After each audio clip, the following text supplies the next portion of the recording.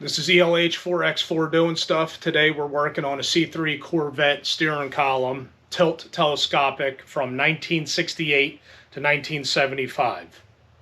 I bought a steering column on eBay, fully restored, went to install it only to find out that the steering shaft didn't go into the rag joint. So you can go from a fully assembled, restored steering column to this. And this was what the culprit was. I'm not blaming the guy who supposedly restored it, but this is welded, which it's not supposed to. It's supposed to slide in and out. So when you get into an accident, you don't get a steering wheel to the chest. It will collapse. This is not good. I'm not going to blast the dude. I'm going to contact him first. But I noticed that a lot of the other things, it just seemed like, you know, all the bearings were replaced. But for the most part, things were not disassembled and cleaned. It just seemed like that grease was just added onto the new stuff. External parts. Stuff that's easy to get to. Like this. This has not been cleaned. But this was extremely expensive steering column. I'm not too happy about it. Very frustrating. And not only that, is when you go online to look at people restoring steering columns, it's time-lapse, or they talk about it, edit, and then show you the part installed. We're not doing that today. Today we're going to go through nomenclatures, every part and piece, how it disassembles and reassembles. But as you see, it's already disassembled. I'm going to reassemble it real quick, talk you through the disassembly process, and give you all the nomenclature. All right, we'll start by removing the horn button, 3 screws. I don't have a steering wheel yet.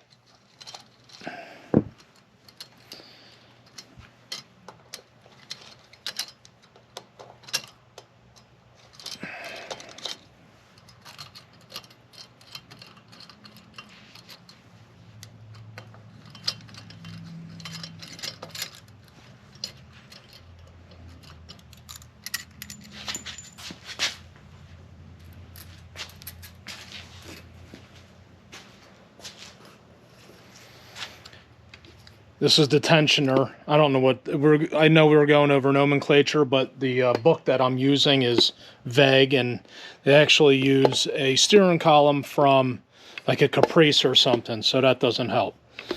Really, they start giving nomenclature after this tensioner for the telescopic. Once we get behind that, we'll start going over proper names. This looks like a star.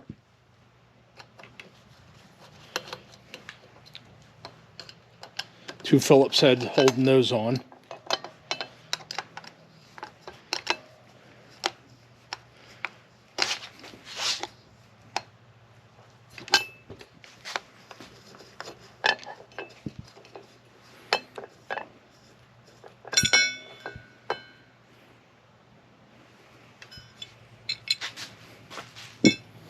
These are the screws that will hold the steering wheel on. There is a detent for the original steering wheel.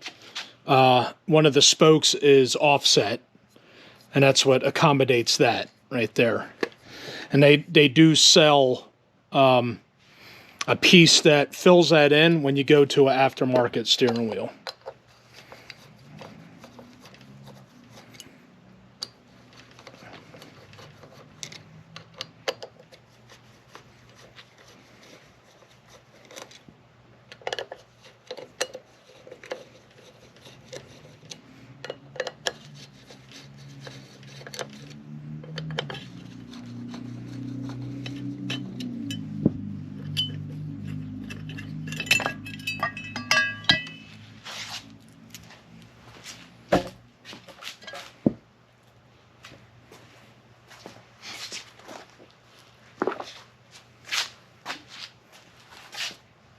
Seven-eighths.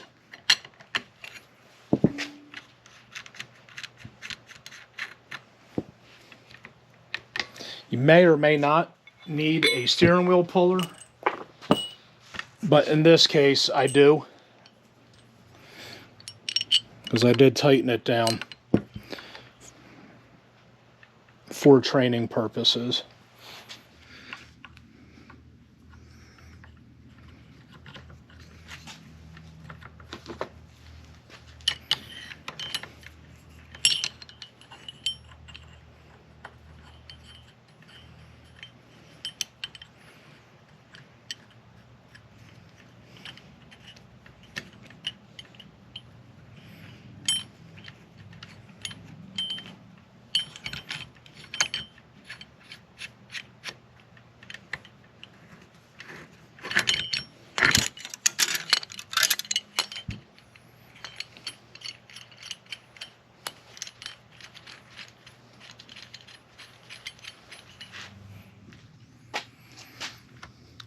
This is a bumper for the telescopic rod.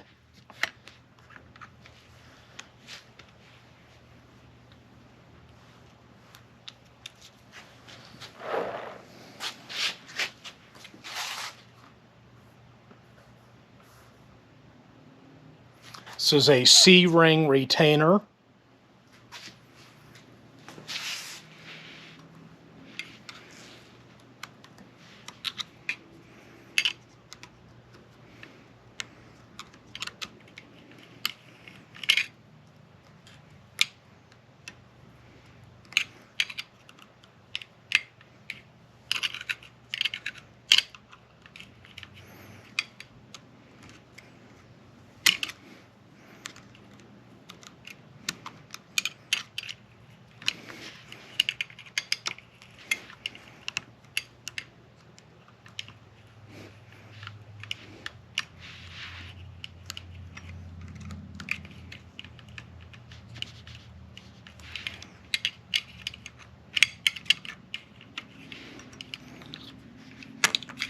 Promise you, it's not that difficult when you're able to actually get on top of it.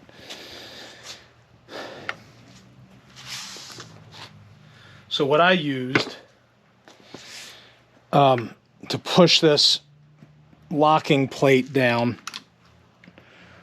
is a screw. All right, because that's what this, excuse me, that's what this screw does. You screw it in, and there's a rod that pushes a Woodruff key out of the way and clamps the telescopic part. So what I did was I just used a screw, put it inside there,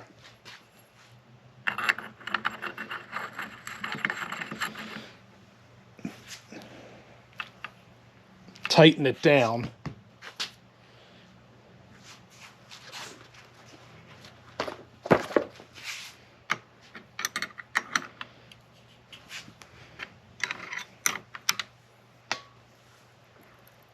so it won't pull out.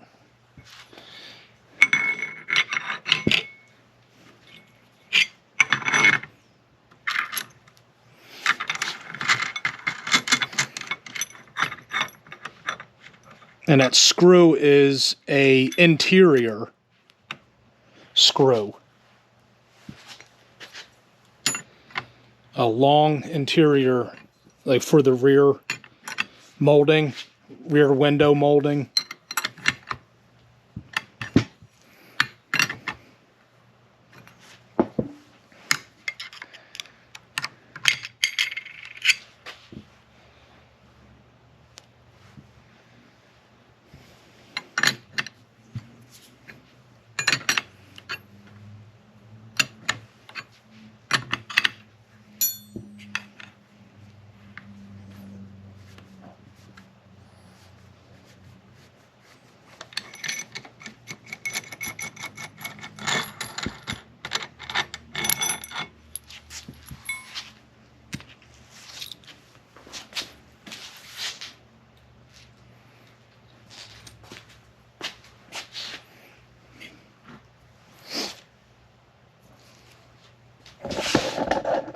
Now, in order to get this off, if you want to,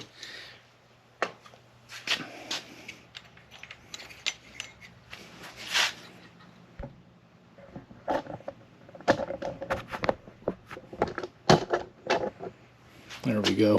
You can just push it down till it locks, like where your key, that's what locks the steering wheel when you take your key out. You can use that to hold the plate to loosen this up.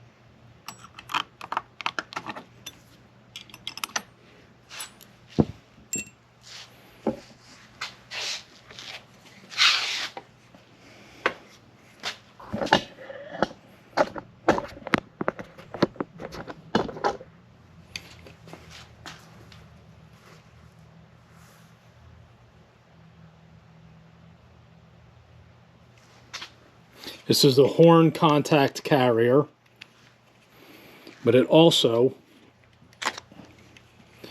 these two little bumps here will hit against the spring for the turn signal cancellation.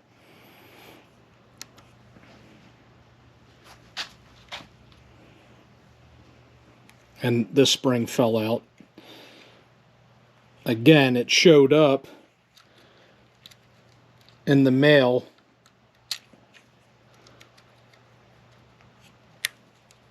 with the turn signal not working.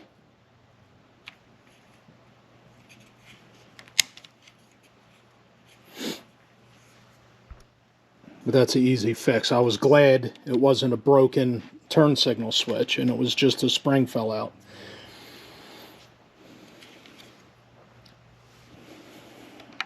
There's 3 screws holding turn signal switch in.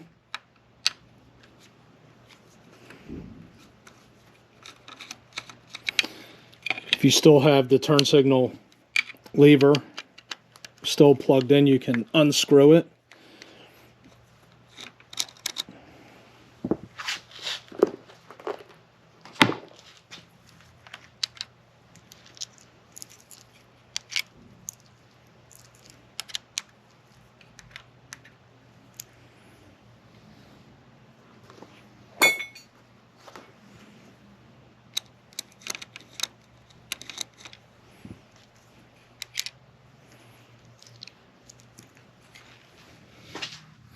Now's a good time to remove your ignition switch.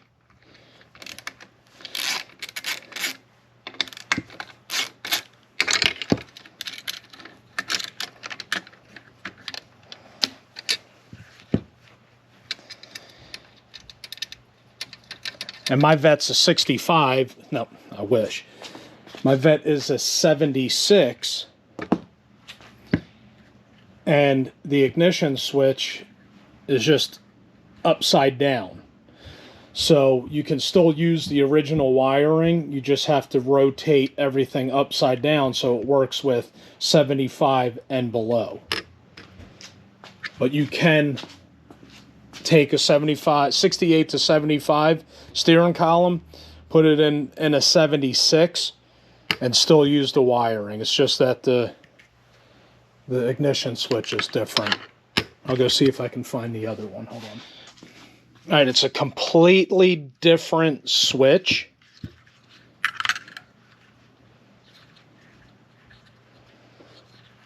It may not look it, but it is.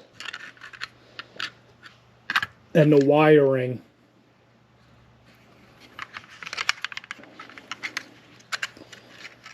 when you move the original switch upside down, it actually works with the wiring.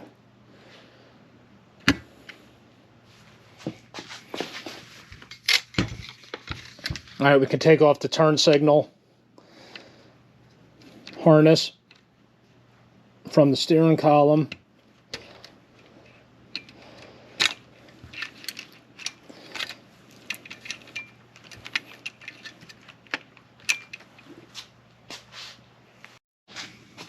remove the flasher switch, or the button.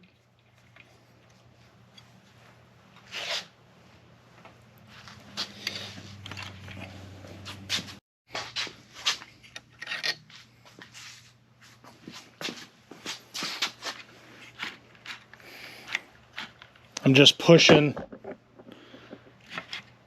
on a wiring harness. I added this from my 76 because it was missing from a totally restored steering column.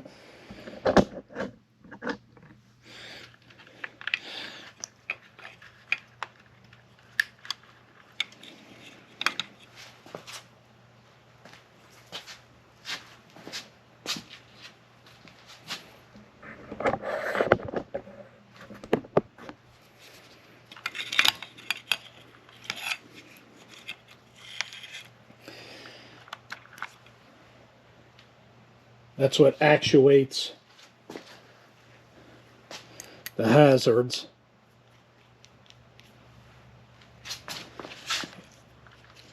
It just plugs in right here.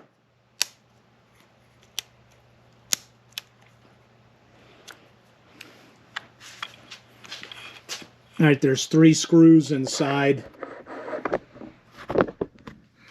the steering column, 3 screws to take this top part off.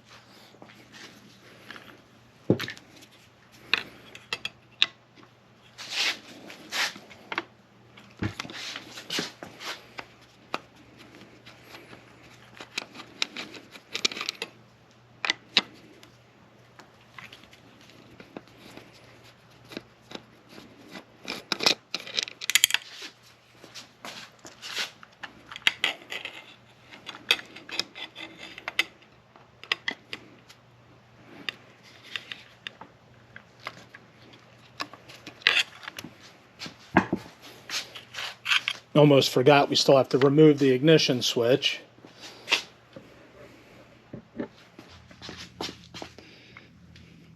In this middle, there's 3 holes in the casting, and it's the middle hole for the ignition switch. All right, you put it onto, I guess it would be accessory. And there's a detent that you press down on.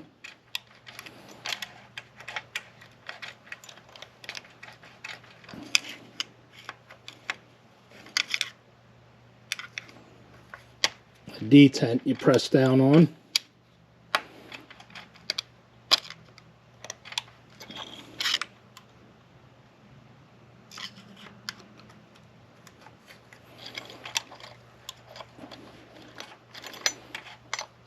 A detent you press down on.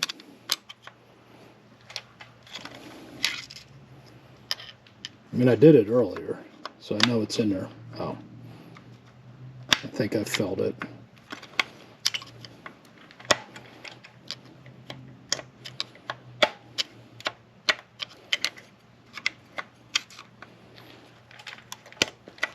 I mean, it's right there. There we go. So there's that detent. I don't know if you can see the slot. There's a slot right down in there. You see where the screwdriver is poking through? Right in that slot right there. Then you can take out the key buzzer.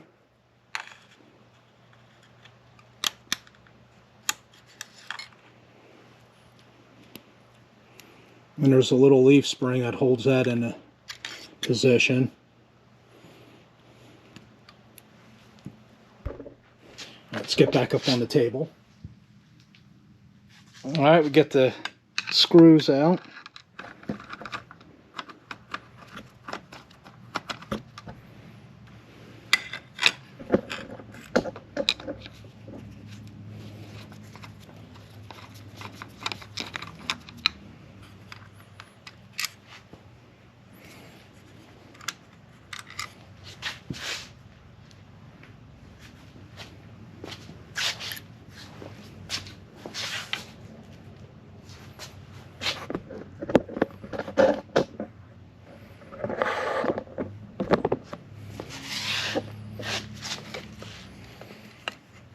just slide the housing forward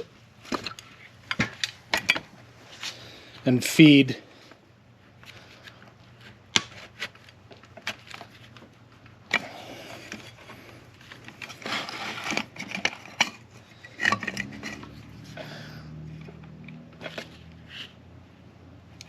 the wires up and through.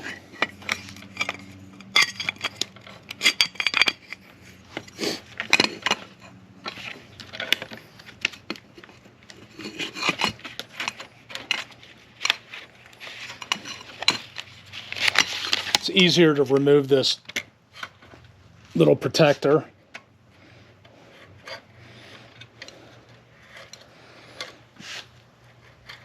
All right, we're going to kind of straighten this out as we feed it up,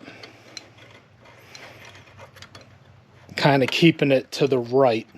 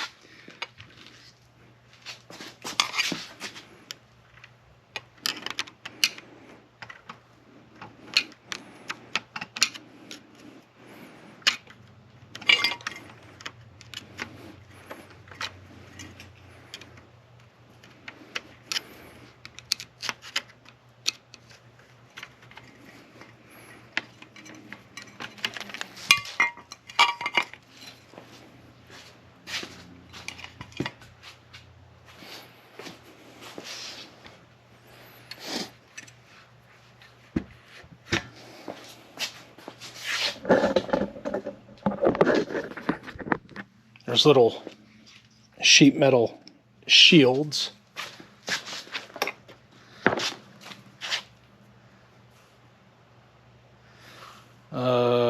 Turn signal lever shield, or lever, depending on where you're from.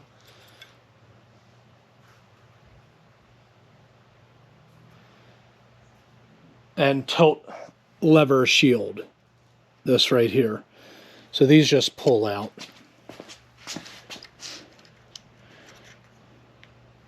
And this fits into a slot inside the housing here. So those just, that one pulls out. This one's kind of like spring loaded into the housing. This is ignition switch. I just had it. Rack. This is a sector.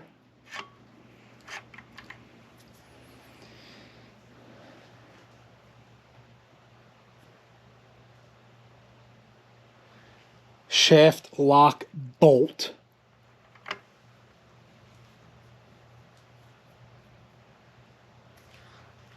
And lock bolt spring.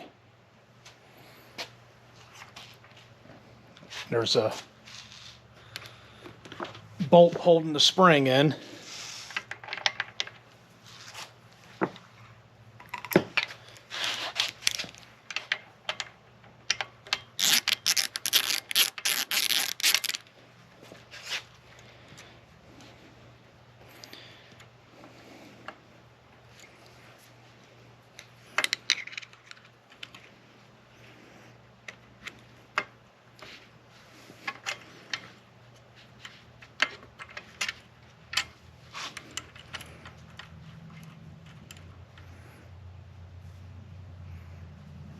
That's a nifty looking spring.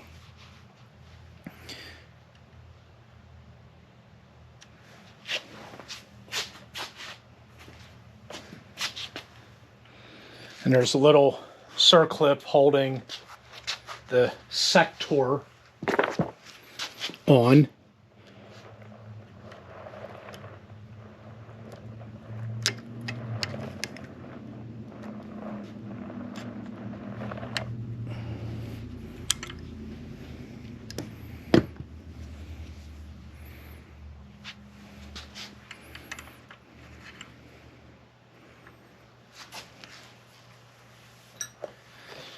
Give it a light tap.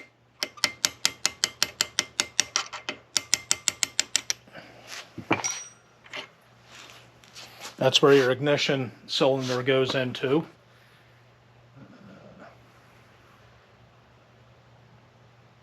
Sector shaft.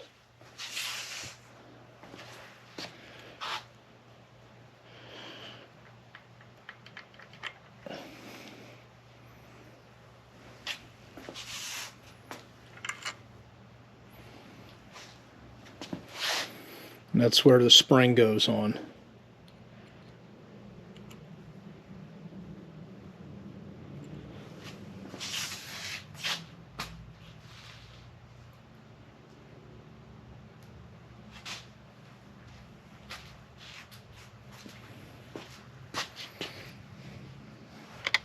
I've seen a lot of videos where people will remove this to take that off. I don't know why. There's two pins over here, and it just so happens that the turn signal screws for the 76 Vette screw into these pins.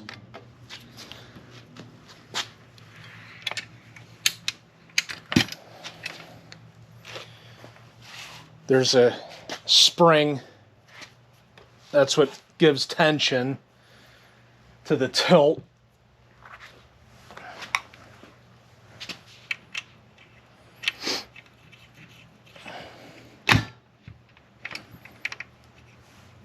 That kind of relieves some of the tension. This reminds me of the buffer spring on a 1911, what holds it to the slide.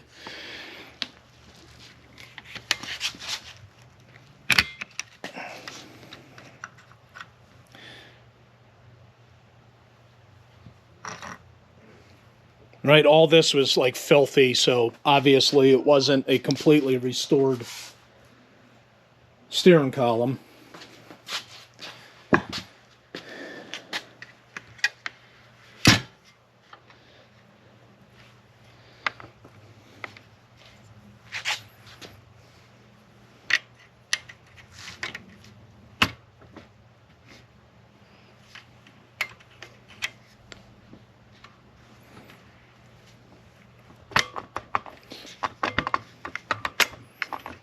All right, you just wiggle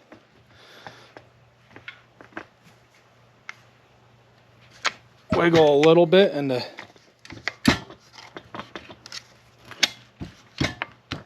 pins will come out.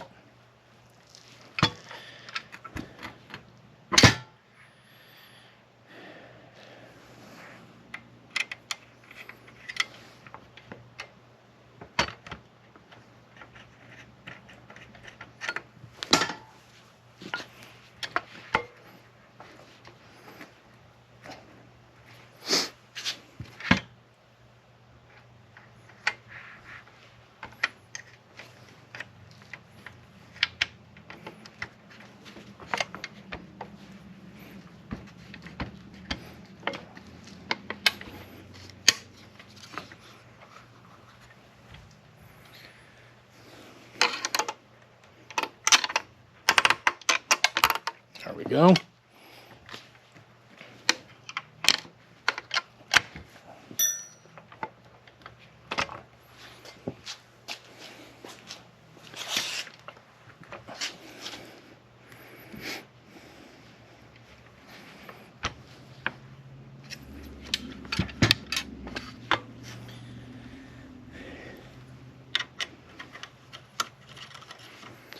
Pull the lever forward, and then allows you to slide the whole housing out without having to remove these two pawls in here.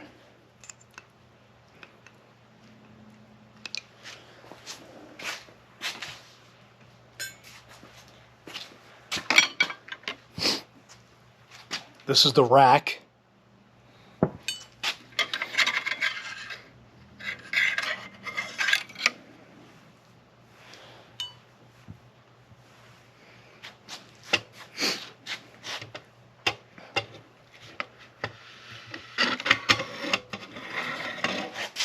And that's what it takes to get to the steering column shaft. Now you can see that I ground off, because it was welded, to slide it down the 2 inches that it needed to go.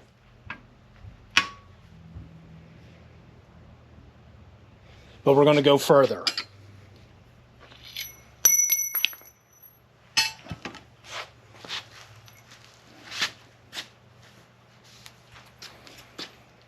There's that rod that pushes into the telescopic portion of the steering wheel, and it pushes out this woodruff key. Where's that screw at?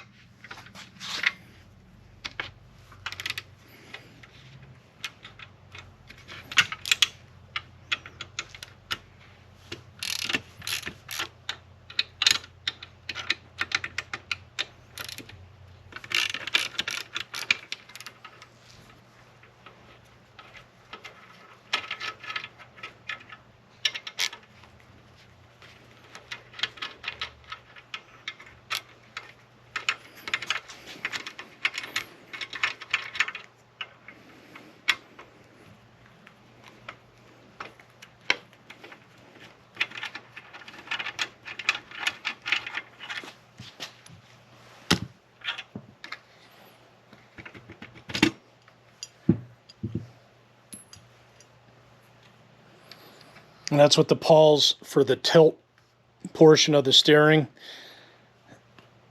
they clip into that. I mean, there's still factory grease on that. So I can't see how that was a completely restored.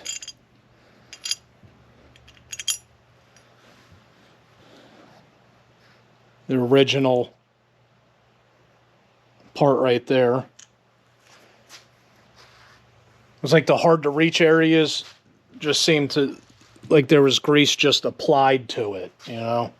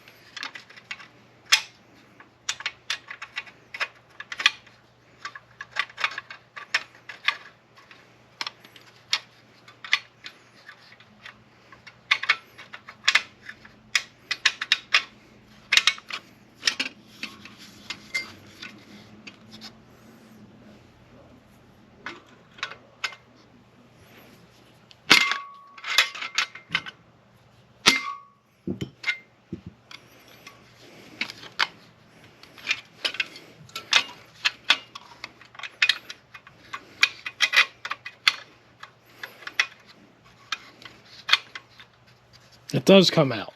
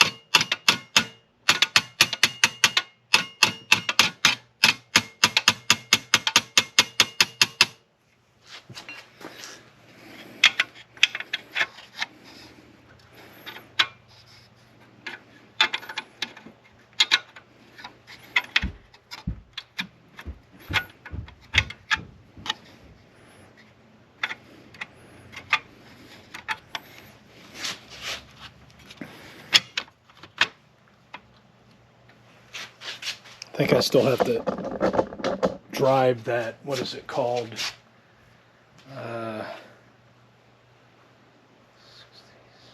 The shift tube.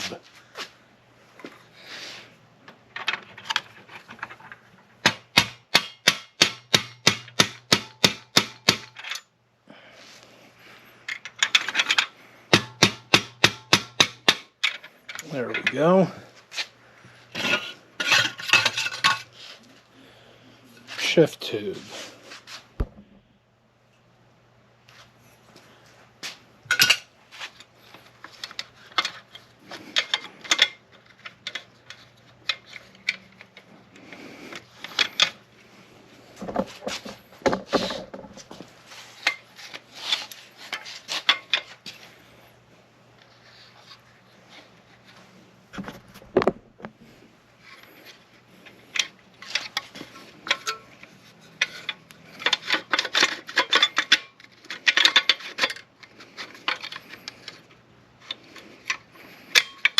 There it is. You just like lift it up.